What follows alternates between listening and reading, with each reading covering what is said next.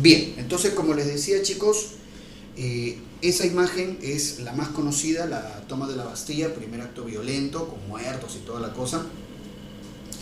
Y es muy importante, porque la fecha de toma de la Bastilla, 14 de julio, ¿no?, de 1789, marca el inicio, digamos, precisamente de la edad contemporánea, fin de la edad moderna, y también para los franceses es su fecha nacional, ¿no?, algo así, su equivalente a Día de la Independencia para nosotros.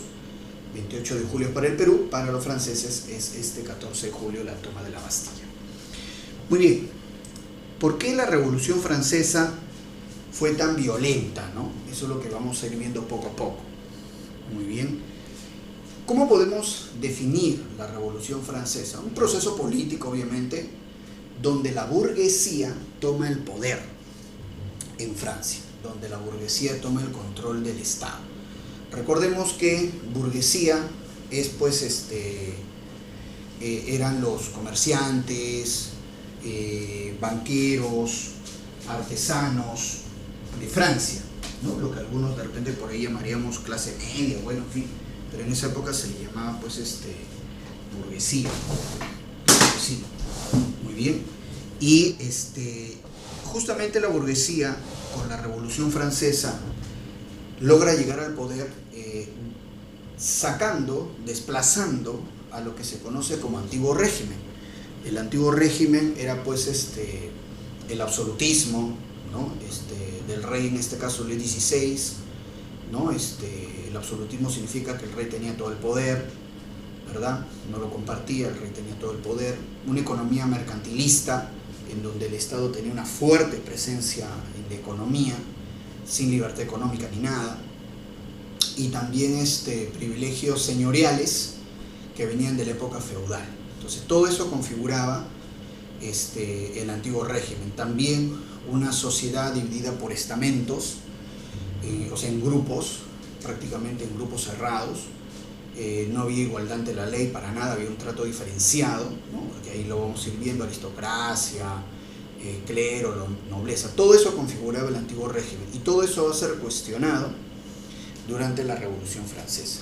Muy bien, la burguesía logra sacar al absolutismo del poder en Francia. La burguesía toma el control del Estado, y ese va a ser prácticamente digamos, un poquito la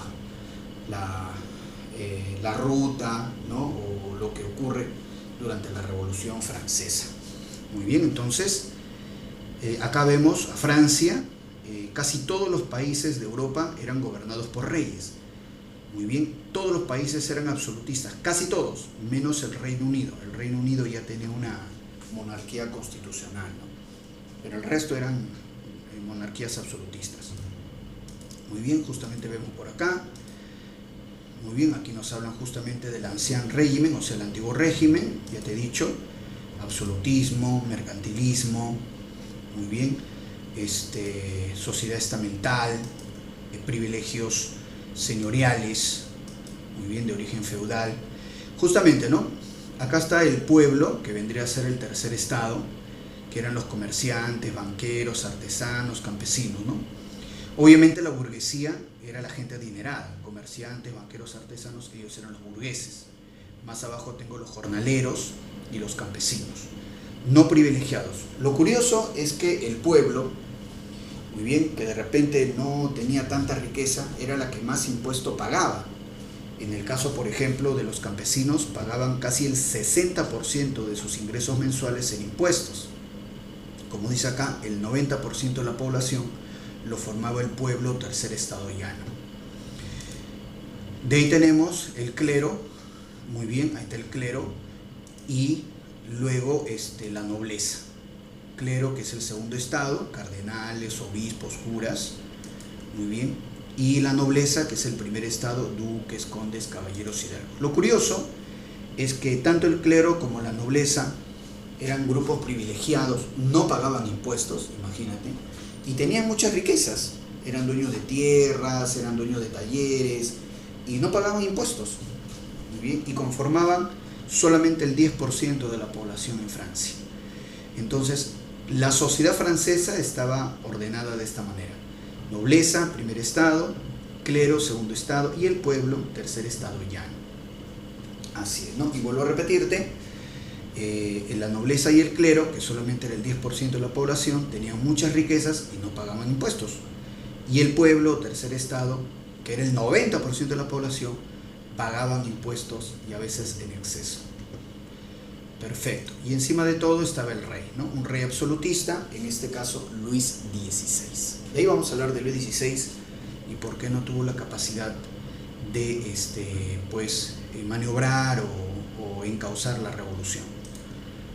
Vamos a ver justamente las causas. Mira, justamente en este gráfico de acá vemos, ¿no? Este señor que está agachado representaría el pueblo o tercer estado, ¿no? Los trabajadores que con sus impuestos sostienen al clero y a la nobleza. El clero y a la nobleza, ¿no? Clases privilegiadas que tenían mucha riqueza y no pagaban impuestos. Entonces, ¿no? Esta imagen representa los tres estamentos: el pueblo sometido a un trabajo duro, pagando impuestos; el clero y la nobleza gozando de privilegios y no pagaban impuestos. Vamos con las causas de la Revolución Francesa. Primero, las causas políticas. Obviamente la crisis del antiguo régimen, ¿no? El absolutismo, el mercantilismo, esta sociedad estamental, los privilegios señoriales estaban siendo muy cuestionados en Francia, muy cuestionados.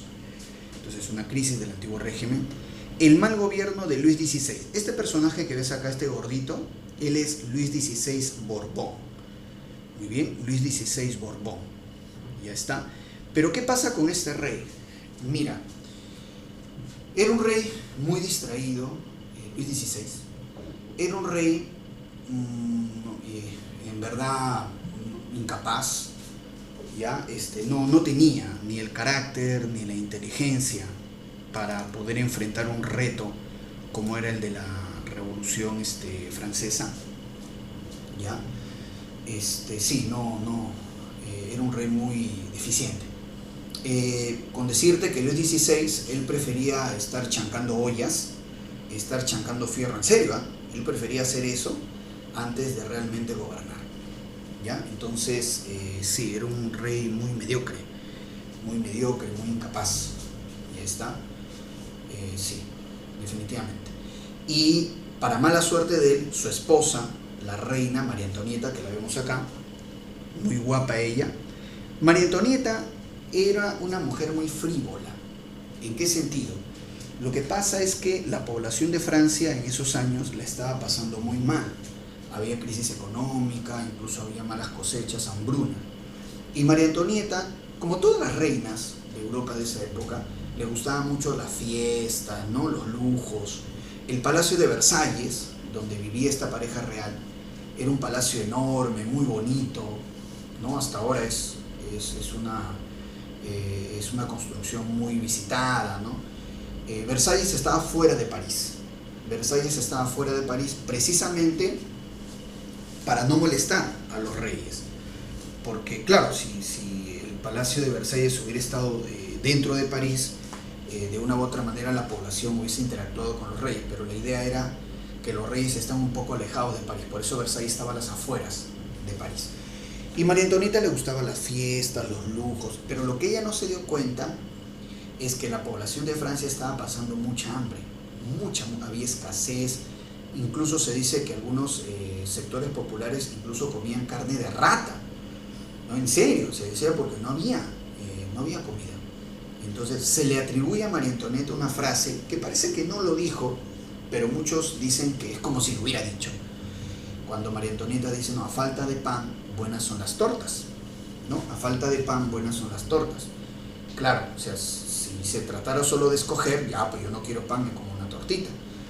Pero lo que ella no se daba cuenta es que cuando la población le decía que no tenemos pan, es porque no tenían nada que comer. O sea, era un grito de desesperación, no hay pan. Pero ella era tan frívola que era incapaz de entender las necesidades y la pobreza de la población de Francia. Eso es, entonces, ese carácter frívolo, ese carácter indolente de seguir con su ritmo de fiestas cuando la población de Francia no tiene nada que comer, es lo que a la gente le enojó. Y por eso la población francesa la criticaba mucho, le decía la austríaca, porque ella era de Austria. Ella, María Antonieta, era de Austria. La austriaca, Madame Déficit, le decían así, Madame Déficit. Y Austria es un país que limita con Francia hasta ahora, y el emperador de Austria era su hermano de María Antonieta, Leopoldo. Y Leopoldo siempre le mandaba cartas y le preguntaba a María Antonieta qué es lo que pasa en Francia, ¿no? Y es más, Leopoldo, su hermano, emperador de Austria, siempre le decía a María Antonieta qué está pasando, cuál es el problema, ¿no? Preocupado, ¿no? Obviamente por su hermano. Muy importante, ¿eh? Acuérdate entonces, su hermano Leopoldo de Austria. Bueno, entonces, una mujer muy frívola, ¿no? La gente la agarró cólera por eso. Ya está. Ahora, en cuanto a las causas económicas, mira, te estoy diciendo, causas políticas, crisis del antiguo régimen, mal gobierno de Luis XVI. Causas económicas, el Estado francés estaba en quiebra por una mala administración que venía de muchos años atrás. Mala administración. El Estado francés no tenía plata. Quiebra del Estado francés. Y además, porque Luis XVI cometió el error o la irresponsabilidad de apoyar la independencia de las 13 colonias. Apoyar la independencia de las 13 colonias que se convierten en Estados Unidos. Francia apoyó a las 13 colonias en su lucha contra los británicos. Francia dio soldados, dio dinero, dio armas a las 13 colonias como una forma de hacerle daño al Reino Unido. Y sí, bueno, las 13 colonias se independizaron, pero Francia agudizó más su crisis económica. Entonces, quiebre económica del Estado francés, como dice ahí, bancarrota fiscal, y el apoyo en excesivo que se le dio a las 13 colonias norteamericanas. Muy bien, si el Estado francés hubiera tenido algo de dinero, hubiera, por ejemplo, podido comprar cosechas a otros países y repartir parte de esas cosechas en la población, por lo menos en París, y de esa manera hubiera paliado un poquito, bajado un poquito el nivel de enojo de la población. Pero ¿qué iba a poder hacer eso si el Estado francés estaba en una quiebra total y el poco dinero que tenía lo gastó apoyando a las 13 colonias? Una irresponsabilidad completa de Luis XVI. Y luego, obviamente, también la desigualdad social, lo que yo les conté, ¿no? Esta sociedad estamental, en donde el tercer estado, que era el pueblo, pagaba impuestos, ¿no? Y las clases privilegiadas, el clero y la nobleza, no pagaban impuestos, ¿no? Eso también. Y otra también causa social es la difusión de las ideas de la Ilustración. La burguesía, que les dije, ¿no? O sea, comerciantes, artesanos, ¿no? Banqueros. La burguesía, ellos manejaban las ideas de la Ilustración. Muy bien. ¿Por qué? Porque la Ilustración criticaba el antiguo régimen. La Ilustración criticaba el absolutismo. La Ilustración criticaba la sociedad estamental. La Ilustración criticaba la economía mercantil. La Ilustración criticaba los privilegios señoriales. Entonces, justo lo que la burguesía quiere de una u otra manera, ¿no? Superar, la Ilustración le sirve como un conjunto de ideas que le permiten a la burguesía criticar todo aquello que justamente la burguesía quiere superar, el antiguo régimen. Recordemos que la Ilustración habla, por ejemplo, de división de poderes, habla, por ejemplo, de libre comercio, habla, por ejemplo, de una sociedad igualitaria. ¿Te das cuenta? Ideas que a la burguesía le van a encantar porque coinciden con su crítica hacia el antiguo régimen. Muy bien, entonces vamos a ver cómo empieza. Tenemos acá entonces la Revolución Francesa, otra vez el significado, su importancia, primera gran revolución burguesa. Ahí está. Ahí están los tres grupos: pueblo, clero y nobleza. Perfecto. Otra vez las causas de la revolución. Perfecto. Y vamos a ver entonces, acá vemos la periodificación. Poco a poco vamos a ir viendo nosotros la periodificación, ¿no? Ahí está. Esas son las fases. Poco a poco vamos a ir viendo. Primero tenemos acá lo siguiente: las etapas de la Revolución Francesa. Hay una etapa monárquica, se le llama así porque el rey Luis XVI aún está con vida y se le toma en cuenta políticamente. Entonces, la etapa monárquica. El rey Luis XVI está con vida, ¿no? Ahí está, por ejemplo, los estados generales, bueno, la Asamblea Nacional, la Asamblea Constituyente y la Asamblea Legislativa. vuelvo a repetirte, etapa monárquica porque el rey aún está vivo y es un actor político. Y luego la etapa republicana, donde el rey ya lo mataron, ya lo vio, ya le cortaron la cabeza al rey. Entonces no hay rey, entonces esa es la etapa republicana, con la Convención Nacional y el directorio. En la etapa republicana es donde la burguesía llega al poder. Lo sacan al rey, la burguesía toma el poder. Pero lastimosamente también, en la etapa republicana es la etapa más violenta, donde se pone de moda la guillotina, ¿no? En la convención, pero ahí vamos a verlo poco a poco. Vamos entonces primero con la etapa monárquica y vemos acá los estados generales. Lo que pasa es que la situación económica era tan grave que el ministro de Hacienda, o sea de Economía, Jacques Necker, este ministro Necker le aconseja al rey Luis XVI convocar los estados generales. Los estados generales era reunir a representantes de los tres estamentos, representantes de la nobleza, representantes del clero y representantes del tercer estado, el pueblo. La idea de Necker, al sugerirle la reunión de los estados generales al rey, era que estos estados generales de una u otra manera ayuden con ideas a salir de la crisis económica. Luis XVI, que ya te he dicho que no era un buen rey, era medio distraído, medio tontolín, Luis XVI, el rey, acepta y dice, ya, está bien, vamos a convocar los estados generales. Entonces va a haber representantes, como vemos acá, del tercer estado, del pueblo, representantes de la nobleza y del clero. Como vemos, los representantes del tercer estado eran casi, digamos, el doble de la nobleza y el clero, ¿no? Entonces, mira, el tercer estado tenía el 50% de representantes y el resto se lo quedaba la nobleza y el clero. ¿Se reunieron dónde? En el Palacio de Versalles, que estaba a las afueras de París, ya, acá. Se reunieron en el Palacio de Versalles, listo. Entonces, de inmediato, ¿no? Reunidos ya los estados generales, de inmediato los representantes del tercer estado del pueblo, ellos dicen, si se trata de salir de la crisis, fácil, que el clero y la nobleza paguen impuestos. De inmediato, ya, salgamos de la crisis, ideas, propuestas, clero y la nobleza paguen impuestos. Y entonces, bueno, se dio el pedido.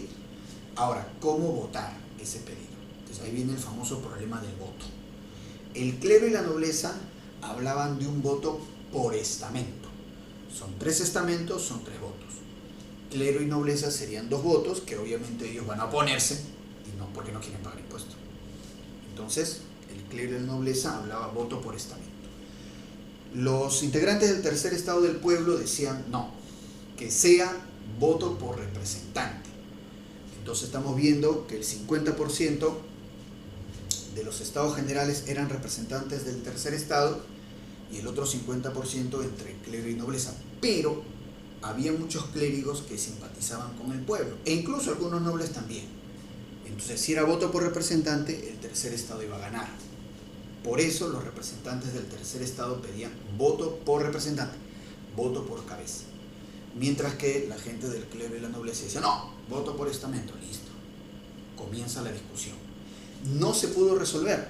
Los representantes del tercer estado se enojaron y decidieron formar su propia asamblea, la Asamblea Nacional. Sí, ellos dijeron, ¿sabes qué? Nosotros somos representantes del pueblo y vamos a formar una asamblea aparte. Ya esto de los estados generales no funciona, no se ponen de acuerdo en los votos, y el tercer estado se convierte en la Asamblea Nacional.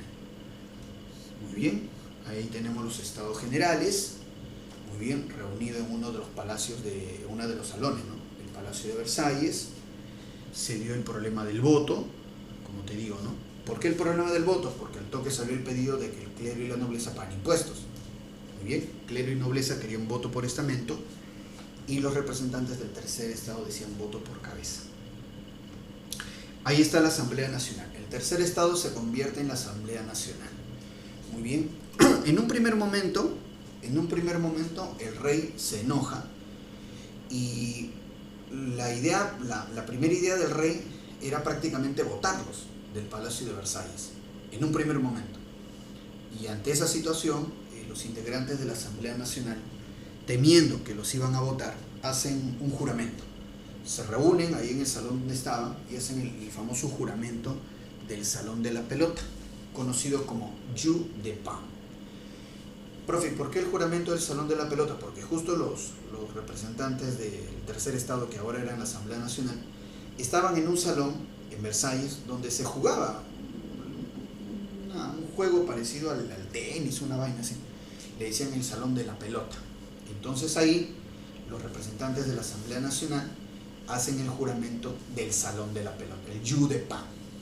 Y ese juramento era, pues, insistir, lograr darle una constitución a Francia. Ese es el juramento del Salón de la Pelota. Sin embargo, el rey Luis XVI, que ya les he dicho que dudaba, que era así distraído, reacciona a Luis XVI y dice, no lo voten. Mejor que el clero y la nobleza se le unan a esta iniciativa de la Asamblea Nacional. El mismo rey ordena, no, que la nobleza se unan, ya tanta cosa. Lo que pasa es que la situación en Francia era grave, había incluso protestas y todo. Entonces el rey dice, no, mejor que se unan, ya. Entonces el clero y la nobleza se unen a la Asamblea Nacional y bueno, ahí está el juramento del Salón de la Pelota, ¿no? Ahí está el juramento. Darle una constitución a Francia, ya pues será, pero darle una constitución a Francia, bueno. Y aparece la Asamblea Constituyente, ¿no? Que ahí están otra vez reunidos todos, los tres estamentos, pero ahora con este nombre, Asamblea Constituyente. Muy bien, ¿por qué Asamblea Constituyente? Porque va a elaborar una primera constitución para Francia. Muy bien, y justamente se va a dar ahí hechos muy importantes. Durante la Asamblea Constituyente se da la toma de la Bastilla. Lo que pasa es que Luis XVI destituye al ministro de Hacienda, o sea de Economía, Jacques Necker, el que le había propuesto convocar los Estados Generales originalmente. Luis XVI destituye a Necker y la población lo toma mal. La gente se enoja. ¿Cómo es posible? El rey destituye a Necker. Si justamente la gente le tenía mucho cariño a este ministro Necker por su iniciativa, ¿no? de haber pedido convocar los Estados Generales. Y la destitución de Necker, la gente lo toma mal, y en París la gente comienza a gritar ¡a la Bastilla! ¡a la Bastilla! La Bastilla, que vemos en la imagen, era una prisión donde usualmente los reyes de Francia encerraban a sus enemigos políticos. Entonces la Bastilla era símbolo del abuso del rey, ¿no? Del abuso político. Pero en este caso, Luis XVI, como era tan distraído, él no había mandado a encerrar a nadie. Ese rey era muy deficiente, ¿no? Entonces no había mandado a encerrar a nadie, pero de todas maneras la Bastilla era símbolo, ¿no? Del abuso del rey. ¡A la Bastilla, a la Bastilla! Y la gente fue a la Bastilla, ¿no? Estoy diciendo, la gente estaba desesperada, no había chamba, no había comida, el pan estaba caro o no había pan, el otro comiendo ratas, entonces la gente está enojada. A la Bastilla, compadre, ya vamos a la Bastilla. Incluso la población saqueó un depósito de armas, imagínate, y se van a la Bastilla. Ya, bueno. La población mata a los guardias que custodiaban la Bastilla. Por eso te digo que la toma de la Bastilla es el primer acto violento. La población mata a los guardias, los decapita y pone la cabeza de los guardias en unos palos y la gente gritaba revolución. Es el primer acto violento. Entonces la toma de la Bastilla. Y la gente entró, no había presos políticos, liberaron a un par de ladrones que había ahí dentro. E incluso comenzaron a destruir la Bastilla, ¿no? Comenzaron a destruir, a golpear todo, en fin. Entonces la toma de la Bastilla, 14 de julio de 1789.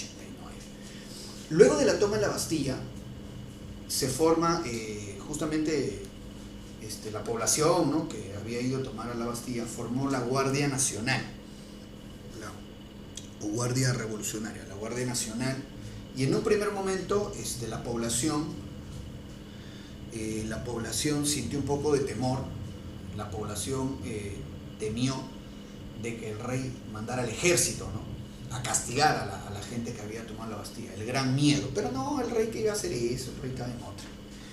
Luego también, durante esta Asamblea Constituyente, se dio el documento más importante de la Revolución Francesa, que es esta Declaración de los Derechos del Hombre y del Ciudadano. Ahí está la famosa Declaración de los Derechos del Hombre y del Ciudadano, que consigna derechos a la propiedad, derecho a la seguridad, a la vida, a la libertad, importantísimo, ¿no? Este es el documento más importante, te repito, de la Revolución Francesa. También se eliminan privilegios señoriales en lo que se llama la Noche de los Milagros. También se da la Constitución Civil del Clero, o sea, la Iglesia Católica de Francia pasa a manos del Estado y las propiedades de la Iglesia Católica en Francia pasan a manos del Estado también. Esa es la Constitución Civil del Clero. También un grupo de señoras, que es lo que vemos acá abajito, mira, dice Marcha de Mujeres. Un grupo de señoras de París, pero esas señoras de pueblo, ¿eh? Esas señoras vendedoras de pescado, esas tías bravas, se van a Versalles, porque vuelvo a repetirte que la situación estaba mala. No había comida, no había empleo, la pobreza. Entonces un grupo de mujeres se fue a Versalles, pero esas mujeres maleadas, ¿no? Mataron a los guardias del Palacio de Versalles, entraron al Palacio Real y casi la matan a María Antonieta. Casi la matan a María Antonieta, con la justa así se salvó. Esa es algunos le dicen también las jornadas de octubre a estas mujeres que entraron a Versalles, ¿no? Pero era claro de que la vida de la pareja real corría peligro. Y por eso mismo, luego de estas jornadas de octubre, es que María Antonieta comienza a planificar la fuga, irse de Francia. Recuerda que su hermano Leopoldo, emperador de Austria, siempre le mandaba cartas y le decía: hermana María Antonieta, ¿qué está pasando? ¿Qué está pasando? Entonces María Antonieta planifica la fuga con su amante, porque María Antonieta tenía su amante. Así es. O sea que Luis XVI, encima de distraído, encima de incapaz, encima de medio tontolín, encima era cornudo. Muy bien. Y con su amante, María Antonieta planifica la huida. Traen una carroza antigua para no llamar la atención. María Antonieta, Luis XVI, sus hijos se visten como campesinos y están huyendo, ¿no? Obviamente hacia Austria. Pero en el camino, el rey Luis XVI, como era gordito, tiene hambre, pues, ¿no? Bueno, también sus hijos también tienen hambre. Entonces ellos dicen: como estamos huyendo, parece que todo está bien huyendo, vamos a detenernos en el pueblo de Varennes, dice Luis XVI. Ahí cenamos y continuamos, ¿no? Querían comer seguramente su omelette, su pollo a la fricassée, ¿no? Se comió francesas. Y se detienen en Varennes, pues. Se detienen en Varennes y la gente los reconoce. Porque por más que estén vestidos como campesinos, se nota pues que no lo son, por la forma del trato, por la forma en que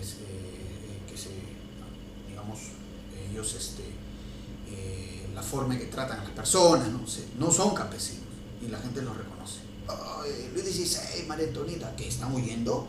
¿Están huyendo? ¿Qué? Entonces la gente los reconoce y los devuelven, pero ya no a Versalles, porque yo les dije que Versalles estaba a las afueras de París. Los devuelven a París para que no vuelvan a escaparse. Y entonces los llevan al Palacio de las Tullerías, que era un palacio que estaba dentro de París.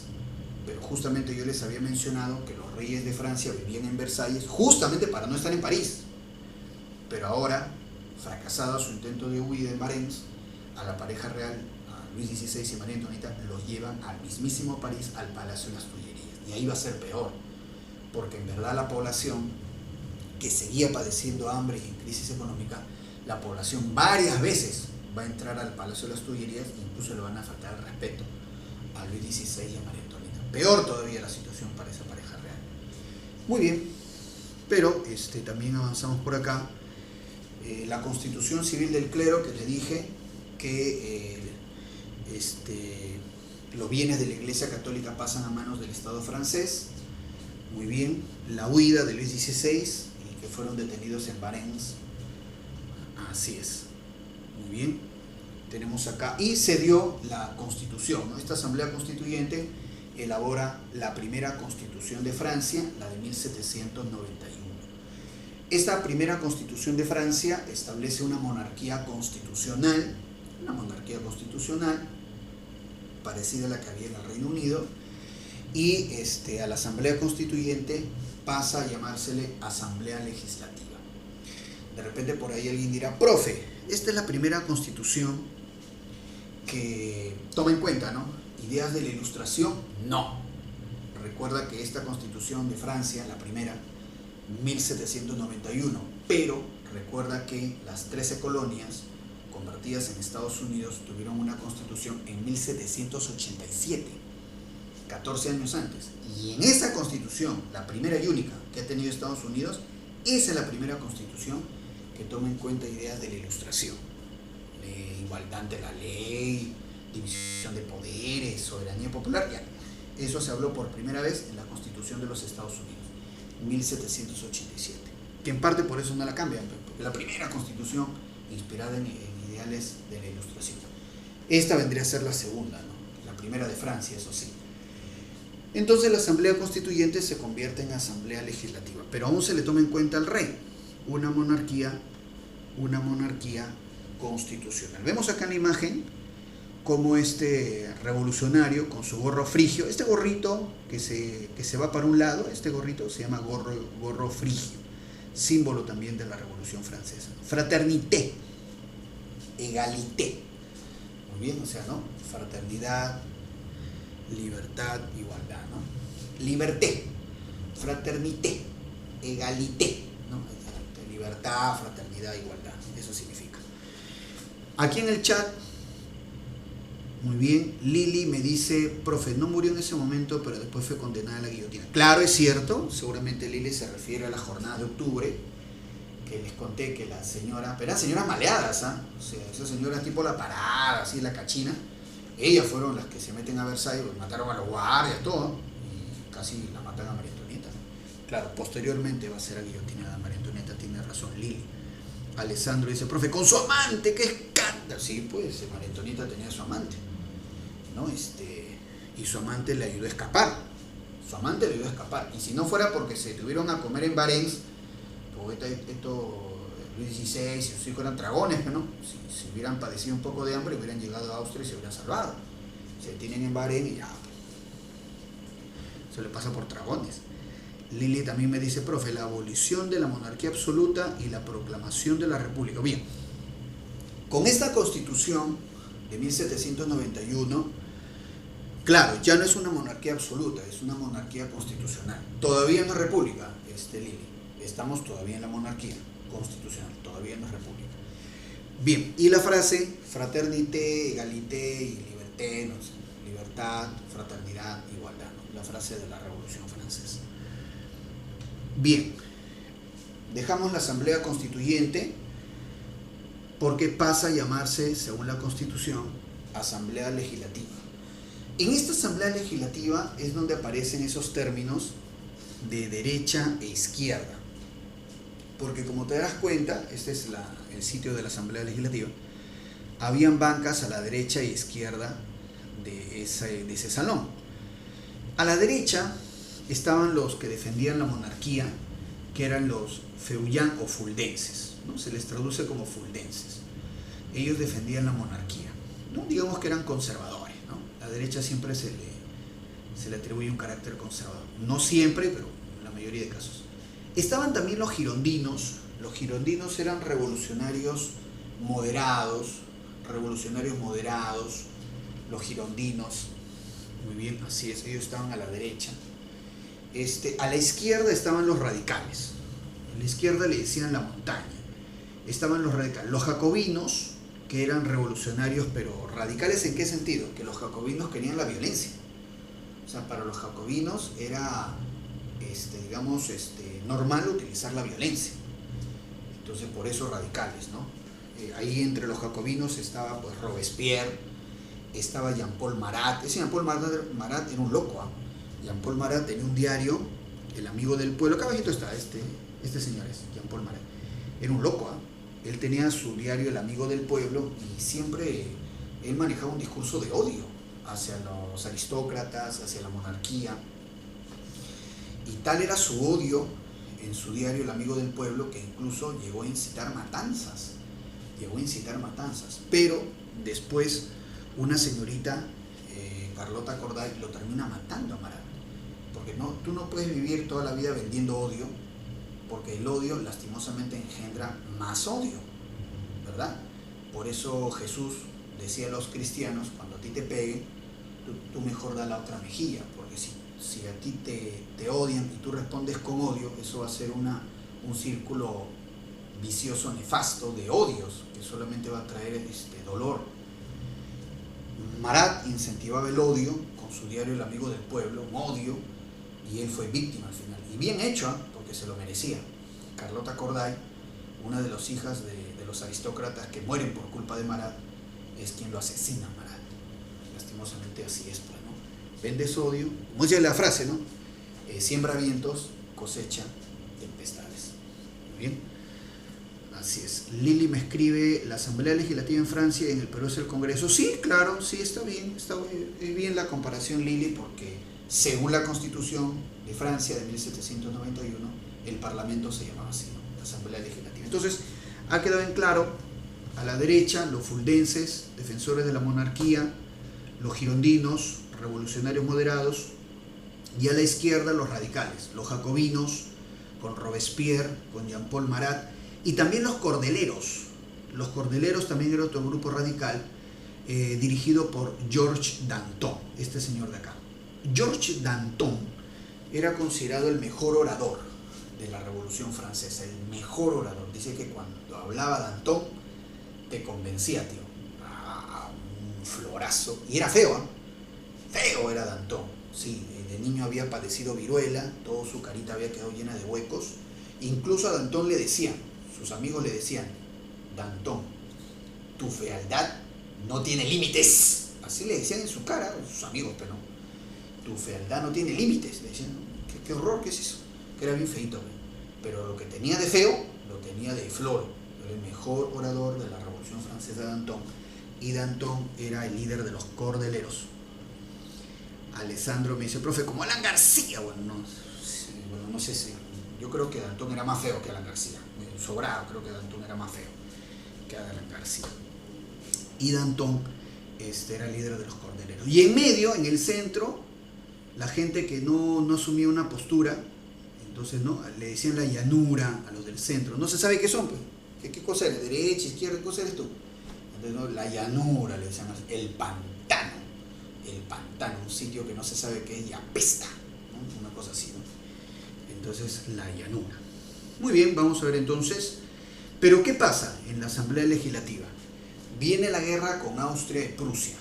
Austria y Prusia son países que pues condenan la Revolución Francesa, porque ya te he dicho que los países de Europa todos eran monarquías y a todos esos países les parecía mal la revolución, porque si te das cuenta, en la revolución se cuestiona mucho la imagen del rey y hasta se le falta el respeto. Austria, sobre todo preocupado, el emperador Leopoldo, que era hermano de María Antonieta, ya te he dicho. Entonces Austria y Prusia condenan la Revolución Francesa en el Convenio de Pillnitz. Y bueno, los señores revolucionarios, ¿no?, de la Asamblea Legislativa, ellos se enteran de esta declaración de Austria y Prusia, se emocionan y Francia declara la guerra a Austria y Prusia, ¿no? Ahí justamente Danton, el líder de los cordeleros, él decía, ¿no? Revolución y muerte, decía Danton. Revolución y muerte, valor, valor, valor, 3 veces valor, decía, ¿no? Se emocionó Danton, ¿no? Revolución y muerte, ¿no? ¿Cómo Austria y Prusia van a condenar la revolución? Pues se ha creído, guerra. Ya, bueno. Y se va, la Francia revolucionaria se va a la guerra, pues, ¿no?, con Austria y Prusia. En esa guerra con Austria y Prusia, por ejemplo, ahí aparece la Marsellesa. Hay un soldado, Roget de Lisle, que compone la Marsellesa. Así es. Y en esta guerra contra Austria y Prusia, ahí se produce la caída de la pareja real de Luis XVI y María Antonieta. ¿Por qué? Porque hay un general prusiano, Brunswick, justamente acá está, este es el manifiesto de Brunswick. Este prusiano Brunswick da un manifiesto diciendo, amenazando al pueblo francés. Brunswick dice, pueblo francés, tengan cuidado, ¿eh? Si algo le hacen a la pareja real, París será arrasada. Entonces, ¿no? Curioso, ¿no?, que un general enemigo prusiano defiende a la pareja real. ¿Qué es esto, no?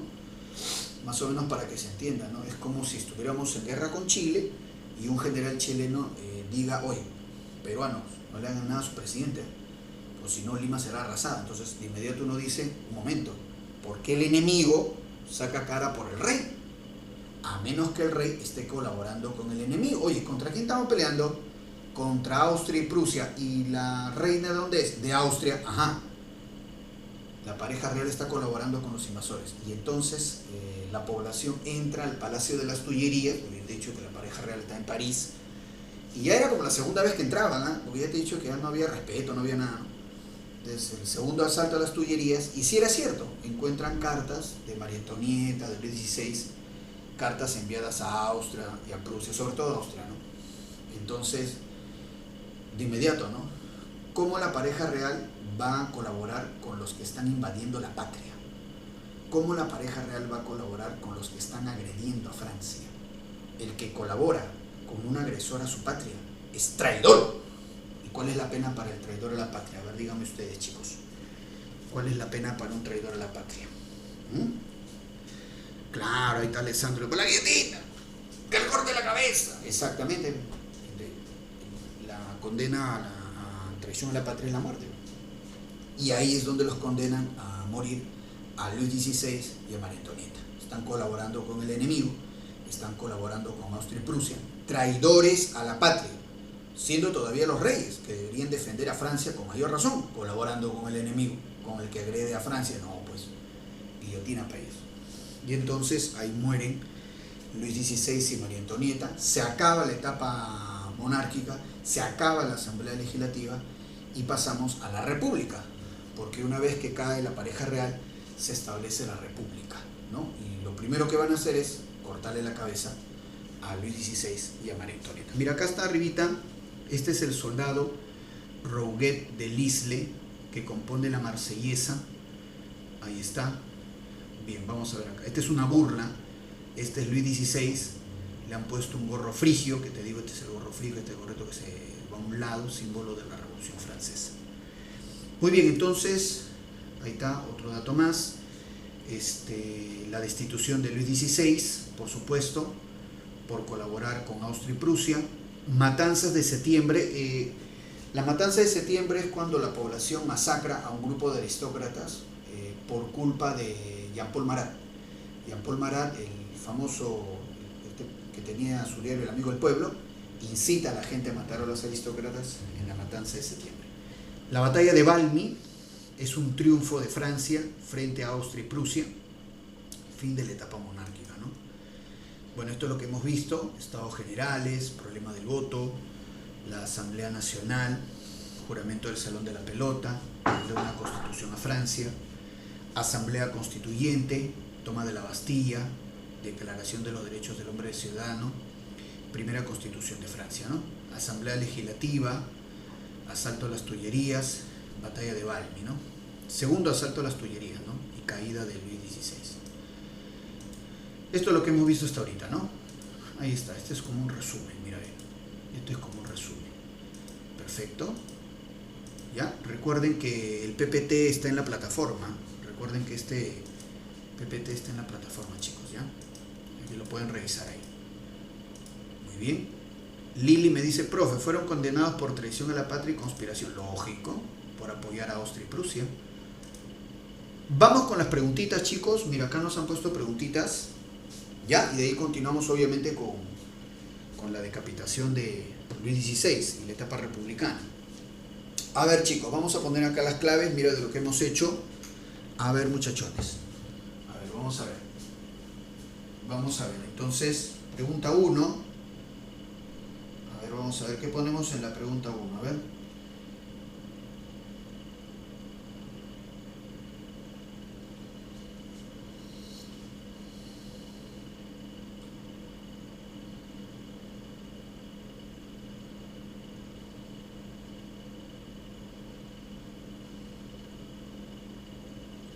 A ver, vamos a ver entonces.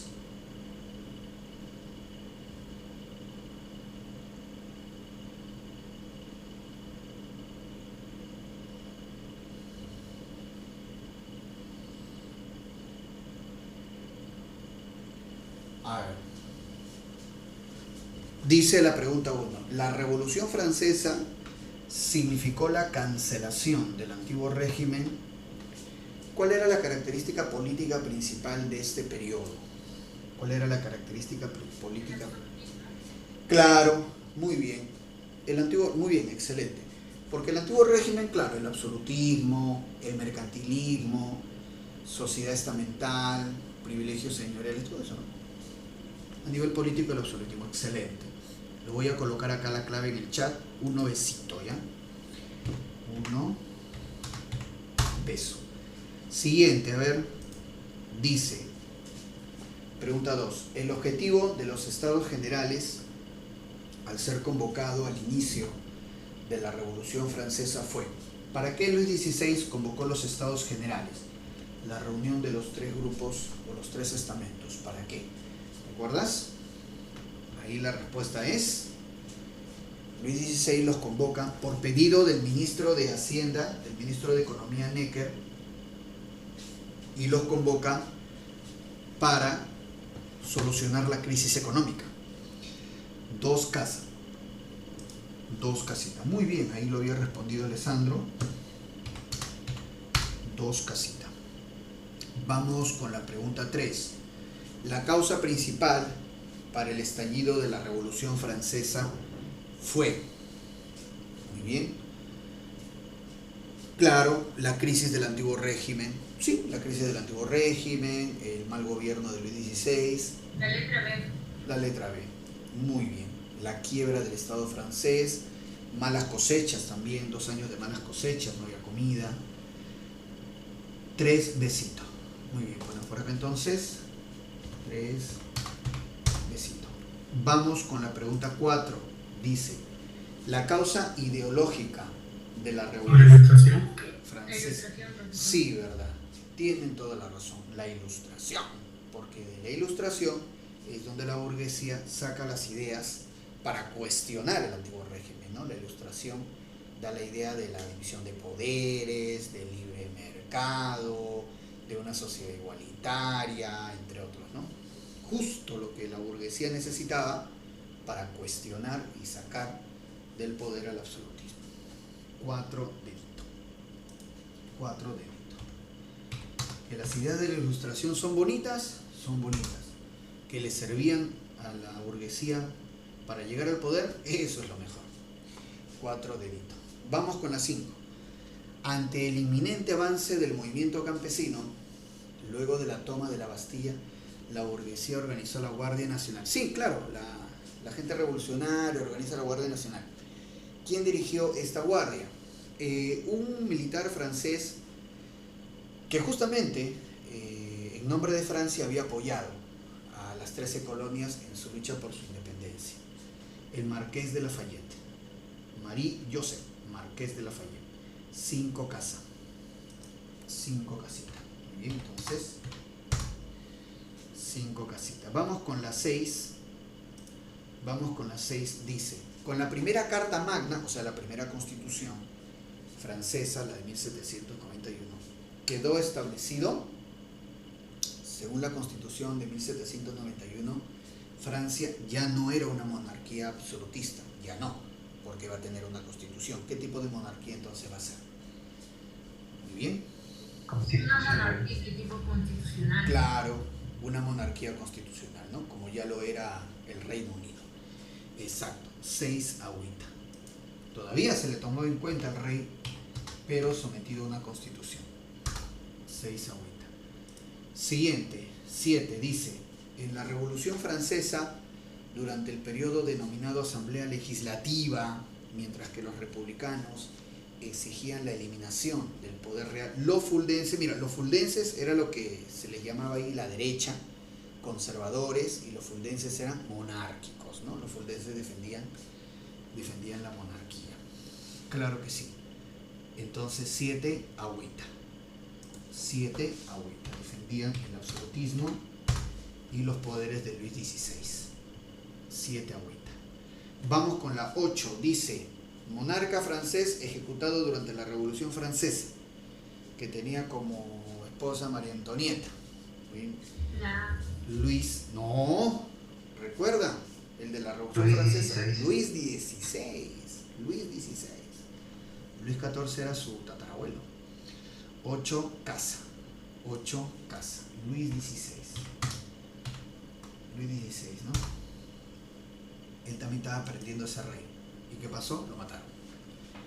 Vamos a ver, entonces no aprendía rápido, que ese es el problema. Vamos a ver, tenemos un segundo bloque, a ver chicos ahí, pongan sus claves, a ver. Hay un segundo bloque, a ver. Alessandro dice, profe, a veces confunde los números romanos. Sí, pues, pero tú sabes que a los reyes se les pone así, utilizando los números romanos, ¿no? Luis 16, Luis 14. Bien, vamos a ver entonces, a ver, ¿qué vamos a marcar ahí? Pregunta 9. A ver chicos. ¿Ya? Muchachos, recuerden por favor, terminando la clase, ya, ahí hay una tarea en la plataforma para que ustedes la resuelvan, con 5 preguntitas justamente de este tema que nosotros estamos haciendo hoy, ya, por favor les pido, termina la clase y proceden a hacer esa tarea. Esa tarea se cierra mañana a las 9 mañana sábado a las 9 de la mañana. ¿Ya? Entonces, yo les pediría mejor, terminando nomás la clase, hagan la tarea que está en la plataforma para que no se olviden. ¿Ya? Por favor, les pido eso. Bien, vamos con la pregunta 9. A ver, dice, se dio por terminada la Asamblea Constituyente durante la Revolución Francesa con... Bueno, la Asamblea Constituyente, ¿qué cosa debía elaborar? Una constitución. ¿Cuándo termina la Asamblea Constituyente? Cuando ya terminó, pues, ¿no? La elaboración, cuando ya se promulgó. En este caso, la primera Constitución de Francia de 1791. 9 casa. 9 casa, a ver. 9 casa. Vamos con la 10. Dice, constituye el más valioso legado, o sea, aporte, que la Revolución Francesa ha dejado a la humanidad. Dios mío, ¿qué es esto? ¿Cuál es el mayor aporte? La Declaración de Derechos Humanos y Sí, Ciudadanos. exactamente, ¿no? La Declaración de los Derechos del Hombre, ¿no? Derecho a la vida, a la libertad, a la propiedad, a la seguridad también, ¿no? 10 dedito. Sí, 10 dedito.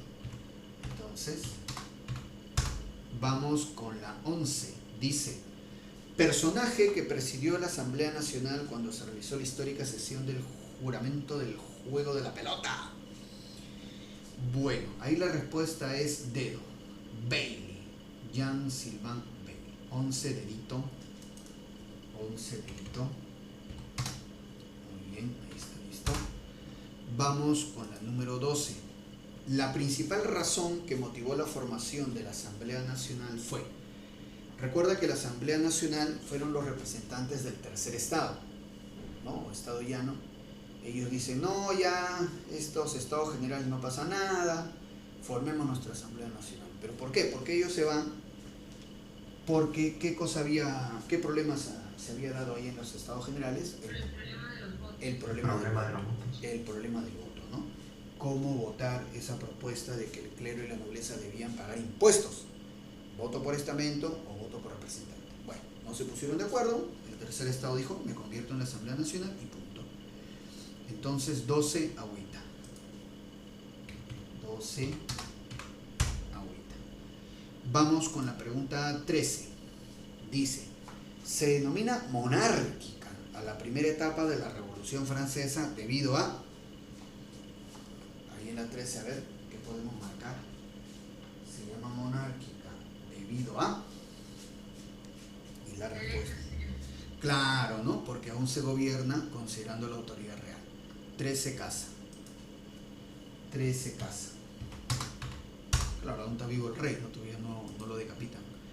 14. Las claves están en el chat, chicos, ¿eh? Las claves están en el chat. Alessandro me dice, profe, ¿aún sigue vivo? Aún sigue vivo, ¿eh? Vamos con la 14, dice, corriente de pensamiento relacionada a la Declaración de los Derechos del Hombre Ciudadano.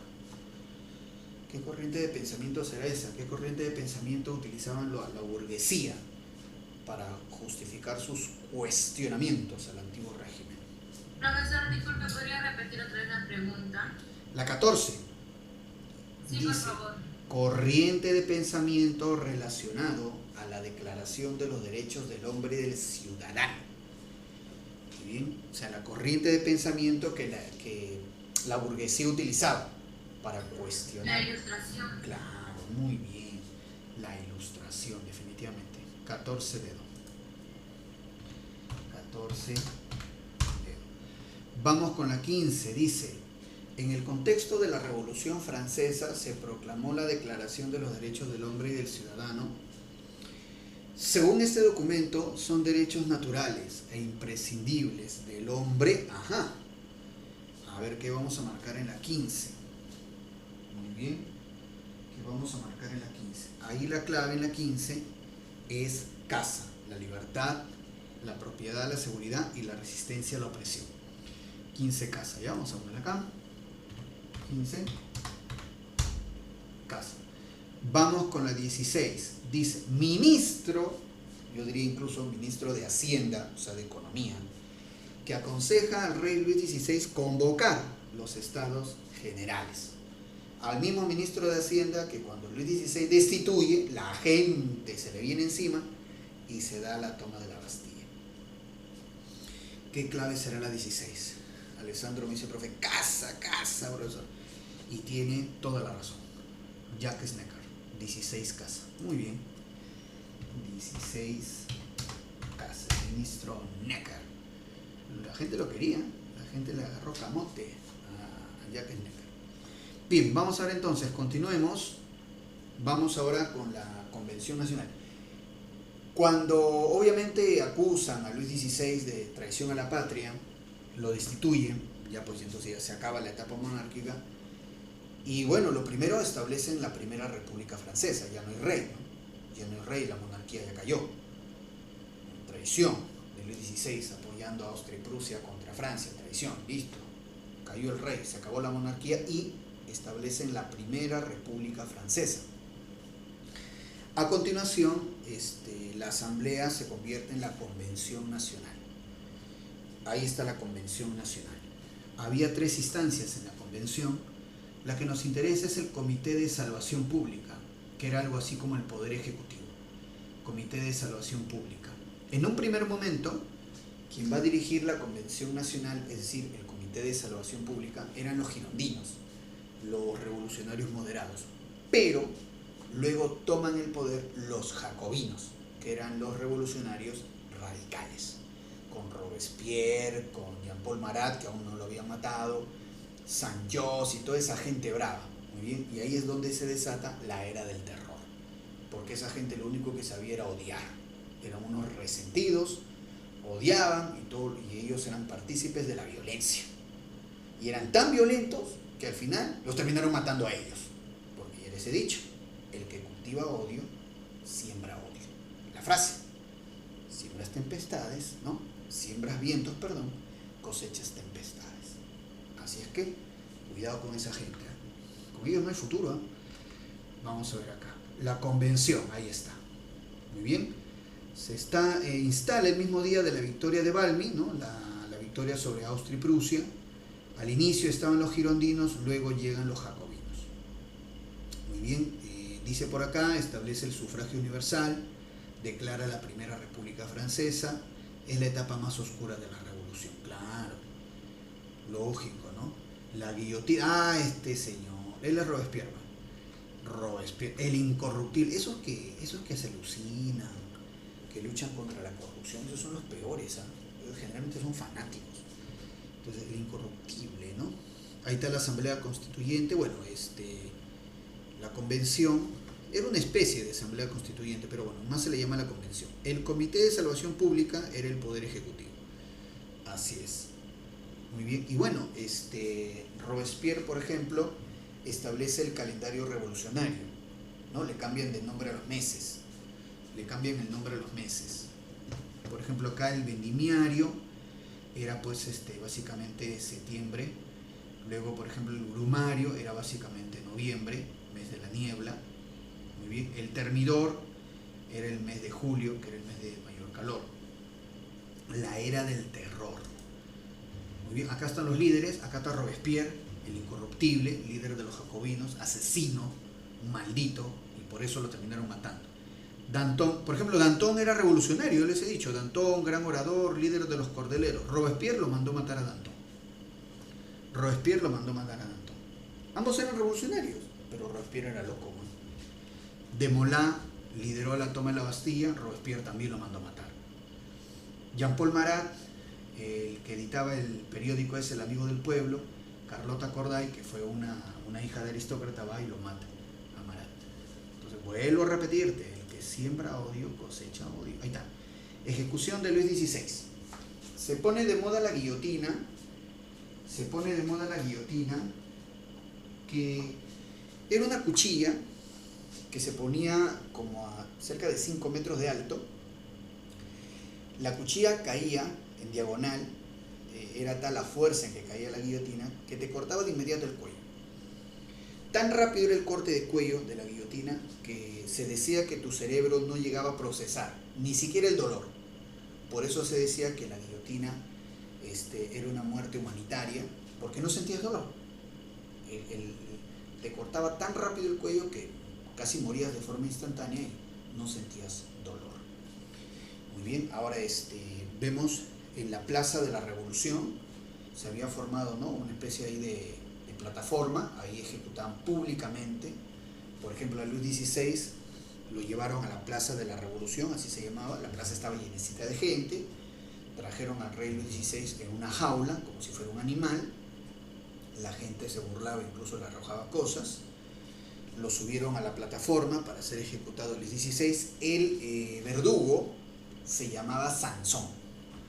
Y el verdugo siempre te decía, antes de cortarte la cabeza, el verdugo siempre te decía, palabras finales.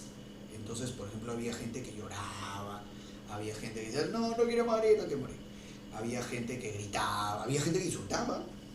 Había gente que comenzaba a recordarle la madre a todo el mundo. No, en serio.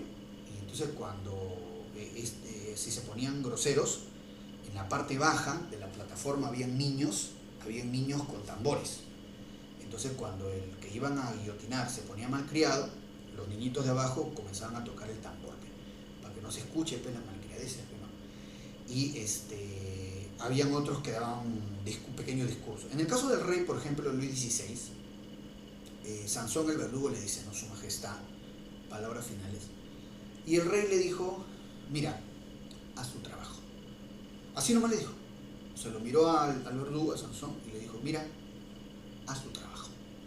O sea, como diciendo, no, ya, pues ya, córteme la cabeza. O sea, por fin se comportó como rey. O sea, no lloró, no insultó, no habló tonterías, nada, simplemente dijo así, ¿no? Por fin, así como si dijera, bueno, ya, pues ya estoy acá, ya, ¿qué voy a hacer? ¿No? O sea, un gesto de, digamos, no tanto de resignación, sino, bueno, pues así son las cosas. Entonces, haz tu trabajo. Por fin se comportó como rey Luis XVI. Y, ojo, mira, amarraban tu cuerpo a una especie de mesa, porque al momento que te cortaban la cabeza, te cortaban el cuello, ¿no? A veces tu cuerpo convulsionaba, ¿no? Entonces por eso te amarraban a una mesa. Y la cabeza cortada caía en una canastilla. Y el verdugo, Sansón, agarraba tu cabeza y la mostraba ante la gente. Ahí recién terminaba la ejecución. Ahí está, mira, ven cómo agarran la cabeza decapitada y la mostraban ante la gente. Profe, ¿por qué hacían eso? ¡Qué cruel! Es que hay gente que no cree. Bueno, era un espectáculo, dicho sea de paso esta cosa, ¿no? De la guillotina. Era un espectáculo. Pero hay gente que no cree. Hay gente que no cree. Hasta ahora, por ejemplo, hay gente que cree que Michael Jackson sigue vivo. Otros dicen, no, ¿cómo se llama? Elvis Presley está vivo y le ha dado el coronavirus. Otro, Alan García está vivo, dice. Alan García estaba en el partido Perú-Ecuador, ¿no? Celebrando el empate, dice, ¿no? Así habla la gente. ¿Por qué? Porque no han visto el cadáver, disque. Entonces, para evitar ese tipo de gente, cuando te decapitaban, el verdugo Sansón agarraba tu cabeza y la mostraba a la gente. Mira, acá está. ¿Estás viendo? Está muerto, ¿sí? ¿Está muerto? ¿Está muerto o no? Está muerto, ya. Si quieres darle un besito, ya, está muerto, ya. Está muerto, listo. Para eso era, chicos. Así de cruel, pero así de cruel también es la gente, que habla tonterías, entonces por eso era necesario mostrarlo. Para que veas, ¿eh? Muy bien. Entonces, Alessandro me dice, profe, era un circo. Era un circo, pe. Era un circo. Sí, era un circo. Estás en toda la razón, Alessandro, era un circo, pe. Para eso sirvió la revolución, para hacer este circo de la muerte. Ahí está la Revolución Francesa. Muy bien. Bueno, entonces avanzamos. Ah, y a María Antonieta también la guillotina, ¿no? A María Antonieta también la mataron. La Vendée son campesinos que defendían al rey. Sí, el rey tenía sus hinchas en provincia de Francia. La Vendée son campesinos que se enojan por el reclutamiento forzoso, porque aún continuaba la guerra con Austria y Prusia. Ellos se rebelan contra el reclutamiento forzoso, pero también defendiendo al rey y a la monarquía, ¿sí? Estos eran campesinos de provincia, la Vendée. Eran conservadores. Comité de Salvación Pública, que era el poder ejecutivo de la convención, dirigido por los jacobinos, con Robespierre. Ahí está el asesinato de Jean-Paul Marat. Ella es Carlota Corday, hija de un girondino que fue guillotinado. Muy bien. Ella entra a la casa de Jean-Paul Marat, el que editaba El Amigo del Pueblo. Ella se hace pasar por una seguidora de él. Jean-Paul Marat se estaba bañando, ahí está. Se acerca a ella, como pidiéndole un autógrafo, una cosa así. Y estando cerca de Marat, ella saca un cuchillo y le mete más cuchillo. Y le mete cuchillo con todo el odio que Marat había sembrado. Así es, pues, ¿ves? Así es, así termina esta gente. Carlota Corday. El gobierno del terror, ¿no? Otra vez Robespierre mandó matar un montón de gente, señora. Mandó matar un montón de gente. Aristócratas, enemigos políticos, revolucionarios. Mira, acá está. Aproximadamente 40.000 personas fueron asesinadas en la era del terror. ¿Y para qué? Para nada. Para nada. Para implantar un conjunto de ideas que no eran la gran cosa tampoco. Ejecución de los cordeleros, ¿ves? Lo mandó guillotinar a Danton, a los girondinos. Terrible, terrible, terrible esta situación. Obras de la Convención, el Museo del Louvre, el calendario revolucionario que hemos visto, el culto a la razón. Ahí está. Y bueno, ¿cómo termina la era del terror? Cuando sus propios amigos lo matan a Robespierre. Porque Robespierre estaba loco. Robespierre desconfiaba hasta de sus amigos y los mandaba a guillotinar también, estaba loco. Por eso cuando Robespierre entra a la convención, ¿no? Que era esa especie de parlamento, y Robespierre entra con una lista de los que iba a guillotinar. Robespierre dijo, tengo una lista de gente que va a morir. Y sus amigos, teniendo miedo de que podían estar en esa lista, que de repente lo estaban, ni bien entró Robespierre, sus propios amigos se le acercaron y le dijeron, muere el tirano, muere basura. Antes que me mate, yo te mato. Y entonces sus amigos lo toman prisionero a Robespierre, lo acusan de abuso de poder y lo mandan a guillotinar a él, por chistoso. ¿Tanto te gusta la guillotina? Pruébala. Entonces, y lo mandan a guillotinar. Porque ya te estoy diciendo, el que siembra odio, cosecha odio. Muy bien la frase, siembra vientos, cosecharás tempestades. Una frase recontra vieja, pero hay gente que no entiende. Entonces, así es. Y al final no arregla nada, simplemente terminan matándose, ¿no? Y bueno, entonces, ¿por qué Termidoriana? Porque fue en el mes del Termidor, que era el mes de julio, ¿no? Según el calendario revolucionario. Y muerto Robespierre, los girondinos vuelven a poder, ¿no? Ahí está el directorio, el periodo final de la Revolución Francesa, ¿no? El directorio, ahí está, hechos destacados, importante. Muy bien, acá en el directorio, quizá lo más importante es que aparece la figura de Napoleón. La figura de Napoleón Bonaparte. ¿Ya? Sí. Primero la campaña de Italia, que es contra Francia. Es donde Francia derrota a Austria en las campañas de Italia. Austria es derrotada, firma el Tratado Campo Formio. Muy bien. Y también luego la campaña de Egipto. Napoleón se va a Egipto a combatir a los británicos. Gana la batalla de las pirámides y Napoleón retorna a Francia. Napoleón era muy popular. Ya con las campañas de Italia, cuando Napoleón derrota a los austriacos, ya era popular. Luego de la campaña de Egipto, donde triunfa en la batalla de las pirámides, Napoleón retorna a Francia y da golpe de estado al directorio y Napoleón toma el poder. Y lo que va a ser la era napoleónica. Ahí está, Paul Barras, él dirigía el directorio Pero como te digo, Napoleón Bonaparte, luego de la campaña de Italia y la campaña de Egipto, retorna a Francia, da el golpe del 18 Brumario, porque así se le llama el golpe de Estado de Napoleón, y toma el poder. Ahí están las campañas, acá está Napoleón. Como te digo, la campaña de Italia, lo que pasa es que Italia no existía como país. Italia no existía como país. Italia era dominada por Austria. Entonces las campañas de Italia son las campañas contra Austria. Napoleón gana como 3 batallas seguidas, derrota a Austria, se firma el Tratado Campoforte, ¿no? Y de ahí lo mandan a Egipto. Profesor, disculpe que le interrumpa. Dígame. Una pregunta, Dime. Italia, el país de Italia se constituye a través de un grupo de colonias, creo que se juntaron. Más o menos, pero Italia aparece después, ¿cómo diríamos? En la segunda mitad del siglo XIX, casi junto con Alemania. O sea, existían como lugares geográficos, ¿no? Existían, o sea, Italia, allá la península itálica, pero no era un país. En ese momento Italia era dominada había territorios que le pertenecían al Papa, había el reino de Sicilia, y en la parte norte de Italia era dominada por Austria. Igual Alemania, o sea, el centro de Europa se llamaba Alemania, todo el mundo, esa es Alemania, pero no existía como país. Ahí estaba el Sacro Imperio Romano Germánico, Austria, ¿no? Estaba así. Esa era la situación. Recién Italia y Alemania aparecen como país en la segunda mitad del siglo XIX. Y eso ya lo verán ustedes después. Muy bien, entonces, no te preocupes. Entonces la campaña de Egipto, y este es el golpe de estado de Napoleón contra el directorio, el 18 Brumario, ¿no? Y una vez que Napoleón toma el poder, bueno, ya empezaría pues la era napoleónica, ¿no? Perfecto, ahí está. Esta es la etapa republicana, la Convención Nacional. Tras la caída del rey por traición, se establece la Primera República de Francia, aguillotinan a Luis XVI.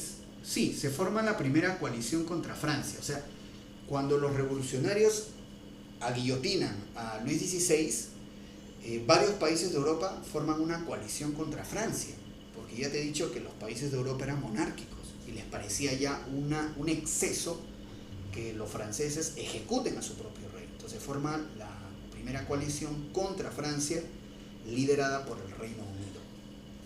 El gobierno del terror de Robespierre, desde el Comité de Salud Pública, muy bien, la reacción termidoriana, el golpe de estado contra Robespierre, y luego el directorio, donde aparece pues la figura de Napoleón, campañas de Italia y Egipto, y el 18 Brumario, cuando Napoleón da el golpe de estado. Vamos a terminar entonces dándote estas claves. Ya, vuelvo a repetirte, chicos, por favor, terminando la clase, resuelvan la tarea que está en la plataforma, por favor les pido, ¿ya? Porque esa plataforma se cierra mañana a las 10 de la mañana, creo que se cierra eso. Si pueden ahora, terminando la clase, resuelven esa tarea, ¿ya? A ver, dice, vamos acabando. 17. El denominado manifiesto del duque de Brunswick-Wolfenbüttel. Caramba, ¿no? En alemán la W se pronuncia como B chica. Wolfenbüttel. Bueno, ¿qué dijo el duque de Brunswick? Él es el que amenazó a los franceses, ¿no? Tratando de proteger a la pareja real. Peor todavía, ¿no? De inmediato los franceses dijeron, la pareja real está coordinando acciones con los invasores. Más torpe el duque de Brunswick. Entonces la clave de la 17 será dedo, ¿verdad? Protección para la pareja real. 17 dedo. Los vendió, como se dice previamente, el duque de Brunswick. 17 dedo. 18. Personaje que dirigió el régimen del terror durante Robespierre. Ese es Robespierre, ¿no? El incorruptible Robespierre. 18 casa. Muy bien, 18 casa.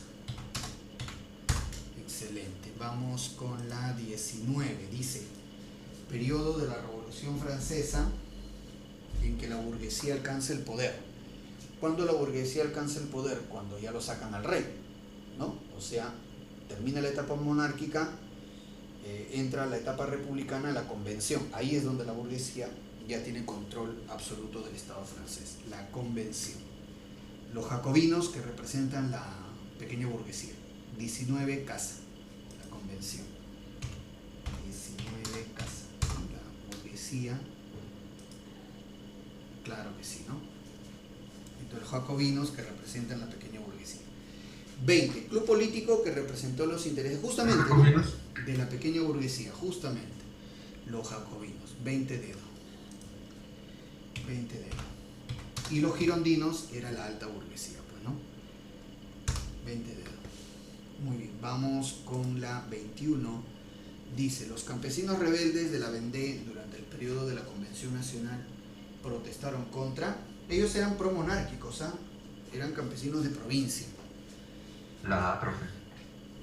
No, ellos iniciaron su protesta por el decreto de reclutamiento forzoso, porque estaban llevándose a los hijos de los campesinos a pelear contra Austria y Prusia. Ellos comienzan a protestar por eso y luego extienden su protesta en apoyo a la monarquía. 21 besitos. 21 besos. Vamos con la 22. Dice, el objetivo de la primera coalición contra la Francia revolucionaria, recuerda que la primera coalición se forma tras la ejecución del rey Luis XVI. La primera coalición, apoyar a los absolutistas franceses, no a los monárquicos. 22 agüita. 22 agüita. 23. Dice, primera victoria importante del ejército revolucionario. Ese es Valmy, ¿no? Muy bien.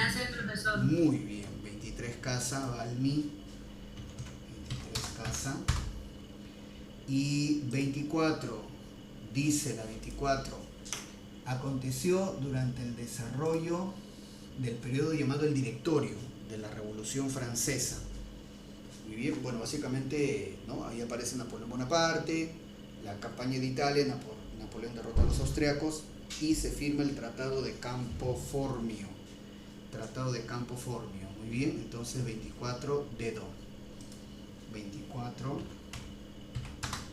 dedo. Muy bien. Bien, chicos, vamos a llegar entonces hasta acá. Ya no hay tiempo para más. Muy bien. Bien, chicos, por favor resuelvan la tarea, no se olviden, ¿ya? Y si quieren volver a escuchar la clase, en un rato va a estar en la plataforma. Dime, te escucho. ¿La tarea también es para el ciclo verano? No, para los de verano no, pero sí para los de repaso. Para los de verano no, pero sí para los repasos. ¿Ya? Listo, chicos, nos vemos entonces, cuídense. Nos vemos, chao, chao. Gracias, profesor. Buenas Cuídense, nos vemos igualmente. Nos vemos. noches. Chao.